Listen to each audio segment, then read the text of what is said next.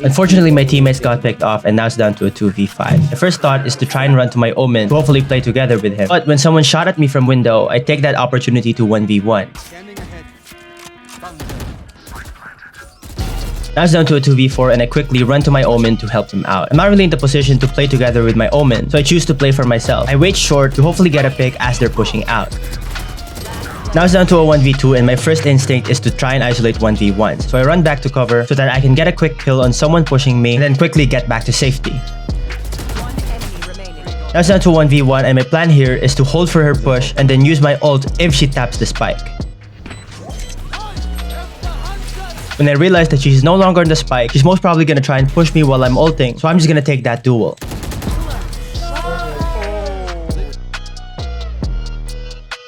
It's down to a 1v3 and by glancing at the minimap, I know that one of them is Sands and two of them are gonna be CT. And my first 1v1 is probably gonna be the person on Sand. I use my flash to kill him. Now it's down to a 1v2. I wait a bit until I feel like they're already out CT. And when I feel like it, I use my stun to hopefully win my next fight. And after getting this kill, I'm anticipating that his teammate is probably gonna try and trade him. The reason I stayed B instead of rotating to A, where all the action happens, is because for a few rounds now, the enemy has been doing a lot of fakes into Viper post-plant lineup. But for this round, I try to be one step ahead of them. Viper here, Viper here. So I throw a recon inside the smoke to easily kill the Viper. Because the chamber was last seen A, he's probably still rotating so I can at least get half of the defuse. Cut.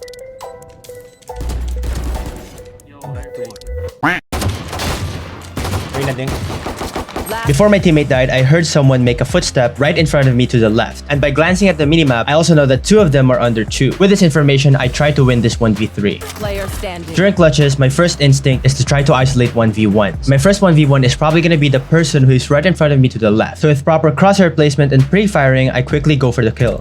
I notice I still have my drone, so I use it to gather information on the last 2 players. The Jet dashed to try to kill me while I'm droning, which could have been a good play by her, but it gives me an isolated 1v1.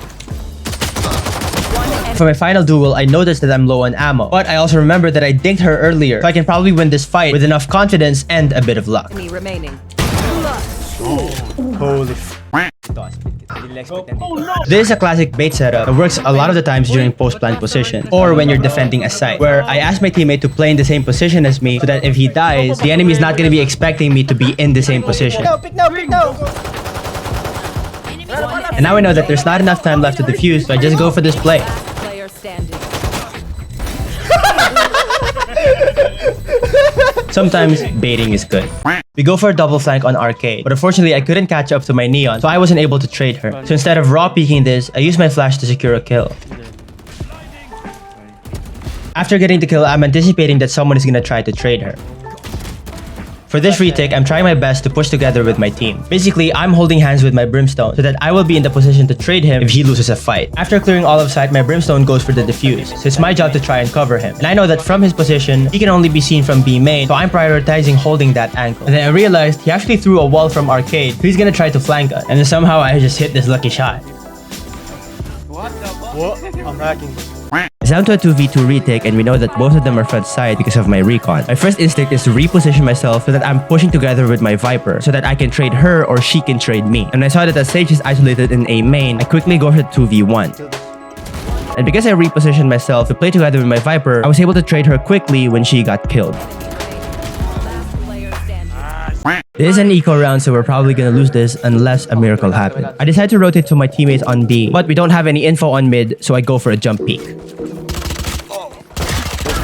And that, my friends, was a miracle I was hoping for, because now I've upgraded to a Spectre and it's down to a 4v3. Chamber slow. Tried to push B side together, but we got caught off guard from flank. Flanking us.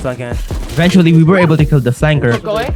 And now we know that the last 2 enemies are on B side, so we decide to rotate towards A. Chamber's low, by the way. Someone's probably gonna be waiting for us from mid, You saw me rotating. Chamber could be in right so I now. get ready to trade my Raze in case she dies. Player standing. One enemy remaining. Now instead of continuing to go to A, I decide to rotate towards B because I'm expecting the chamber to already have rotated to A. So if I walk to B, I'm probably gonna get a free plant. And then unexpectedly, the chamber actually pushed B main. So here if I just hold, I just get a free win. When the Raze jumped out of hookah, I know that he's isolated on side, so I take that opportunity to try and kill her. Looking at the minimap, I know that my Sky is fighting on the right, so I instantly go and trade her. 74 didn't heal. Half HP, half HP. Nice! It's down to a 1v1 and I have no clue where the last guy is. So I just take my time and I hold on A in case he pushes into me. After a while, I decide to rotate towards B, but he caught me off guard when he was already waiting from screens. Tapos ako pinatay yung chamber. And right here, I'm just thinking, I'm fucked. No! But because I'm low and I'm stunned, he's probably just gonna hold W on me. So maybe if I get lucky, I can peek him to catch him off guard.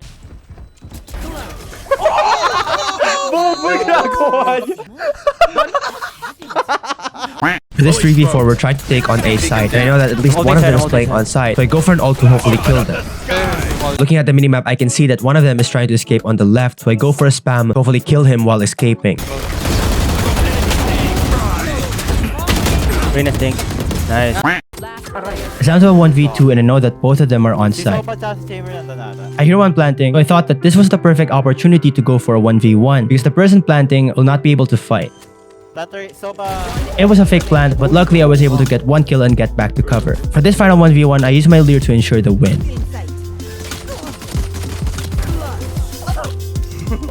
I can hear one close to me, so hopefully I can get a kill on someone pushing. I throw a quick shock dart on stairs to deal some damage, and because I can't really see stairs, I'm looking at the minimap and I'm making sure that my character is pointing towards the direction of stairs before I throw the shock dart. I notice that my race is already pushing upside and the boombot already cleared stairs, so I'm pulling my knife out to catch up with my race and push in together with her. One enemy remaining. I walk up 30 Cubby to seconds try and left. fight together with my raid, and as she's falling back, I go for an unexpected peek paired together with the power of run and gun to make this play. One enemy remaining. I dart backside to help my teammates as they're pushing out. I also try my best to catch up with my teammates to try and trade them. I know that one of them is close to my right because of footsteps, so I take that 1v1. Now it's down to a 1v3, and I'm anticipating that all of them are going to be trying to push me from CT. So to isolate 1v1s in this scenario, I'm going to try to kill one of them as quickly as I can and then get back to safety. And as long as I keep repeating that process, I have a chance of winning this. Think. Oh, fuck! I decided to start live streaming on Twitch, One enemy remaining. where you can ask me questions live. So if you're interested, make sure to tune in and drop me a follow.